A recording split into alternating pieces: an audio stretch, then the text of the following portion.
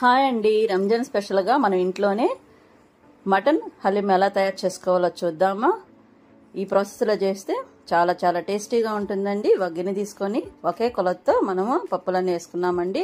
నేను 1 cup barley తీసుకున్నాను, 1 cup పచ్చెనపప్పు, 1 cup మినప్పప్పు, 1 కప్పు ఎర్రకందిపప్పు, 1 కప్పు పెసరపప్పు, జీడిపప్పు, బాదం, పిస్తా, 1 హాఫ్ స్పూన్ మిరియాలు వేసి బాగా శుభ్రంగా కడుక్కొని 4 to 5 అవర్స్ నానబెట్టుకున్నామండి. మనం హోటల్కి వెళ్ళి తెచ్చుకోవాల్సిన అవసరమే లేదండి, సింపుల్గా అయిపోతుంది. మనకు ఇలా చేసుకుంటే చాలా టేస్టీగా కూడా ఉంటుందండి. ఇప్పుడు మటన్ని శుభ్రంగా కడుక్కొని మటన్లోకి 1 స్పూన్ కారం వేసుకున్నాము, రుచికి తగినంత సాల్ట్ వేసుకున్నాము, అల్లం వెల్లుల్లి పేస్ట్, పెరుగు,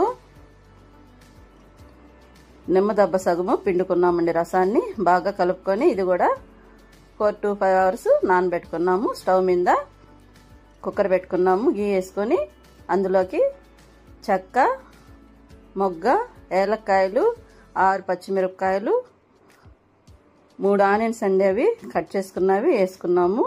బాగా ఫ్రై కావాలండి అది. ఇప్పుడు మటన్ కూడా అందులోకి వేసేద్దామండి.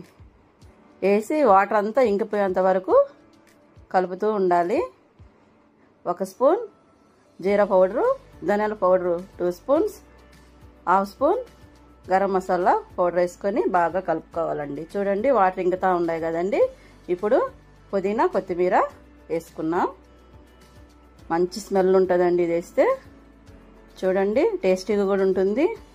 ఇప్పుడు 1 లీటర్ వాటర్ వేసుకొని బాగా కలిపి కొద్దిగా సాల్ట్ వేసుకున్నామండి. సాల్ట్ చూసుకొని మూత పెట్టేసి సిమ్లో 1 హాఫ్ అన్ అవర్ ఉడకనివ్వాలండి. మటన్ కదండి, బాగా మెత్తగా రావాలి. ఇప్పుడు మన నానబెట్టిన పప్పులన్నీ బాగా ఉడకబెట్టేసి పప్పు గుత్తితో బాగా మెత్తగా చేసేసుకోవాలండి. చూడండి మటను ఉడికిపోయింది. వాటర్ అంటే వంపేసుకొని పక్కన ఉంచుకోవాలి. అప్పుడు మటన్ అంతా పప్పు గుత్తితో బాగా మెత్తగా చేసుకోవాలండి. చూడండి అలా చేసుకోవాలి. ఇప్పుడు మనం పప్పు అంతా రుబ్బేస్తున్నాం కదండి, అదే పప్పు అంతా ఇందులోకి వేసుకున్నాము. మటన్ వాటర్ కూడా దీనిలో పోసుకొని బాగా ఇది 1 అవర్ సన్న మంట మీద స్టవ్ మీదే ఉంచాలండి. కొద్దిగా గీ వేసుకొని పుదీనా, కొత్తిమీర, ఫ్రైడ్ ఆనియన్స్, ముందుగా ఫ్రై చేసుకున్న జీడిపప్పు అన్నీ వేసేసి ఉంటుందండి. చాలా చాలా సూపర్ ఉంటుందండి.